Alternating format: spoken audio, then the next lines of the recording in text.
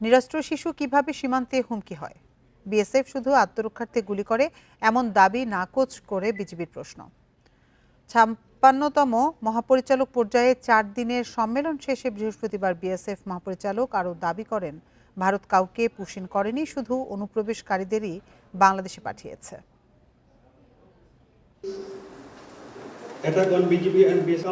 Border guard Bangladesh, BGB ও ভারতের border security force BSF এর ৫৬তম মহাপরিচালক পর্যায়ের ৪ দিনের সম্মেলন শেষ হয় বৃহস্পতিবার।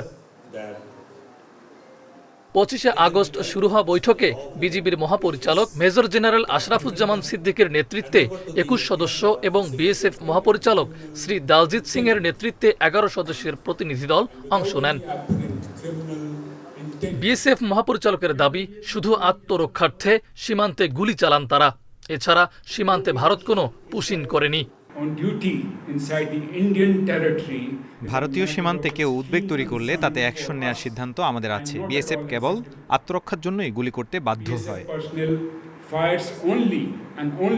বিজিবি মহাপরিচালক বলেন, সীমান্ত হত্যা বন্ধে সর্বোচ্চ গুরুত্ব দিচ্ছেন তারা। আমরা বিএসএফকে প্রস্তাব দিয়েছি তারা যেন সীমান্ত হত্যা পুশিন বন্ধ করে এবং নিরপরাধ কেউ ভুলবশত সীমান্তে গেলে তাকে আলোচনার মাধ্যমে আইন প্রয়োগকারী সংস্থা কিংবা বিজিবির হাতে হস্তান্তর করা হয়। এবারের সম্মেলনে সীমান্ত হত্যা, পুশ ইন ও অবৈধ অনুপ্রবেশ রোধ, অস্ত্র ও মাদকের চোরাচালান রোধ সহ সীমান্তে উত্তেজনা প্রশমনে উদ্যোগ নিয়ে আলোচনা হয়েছে।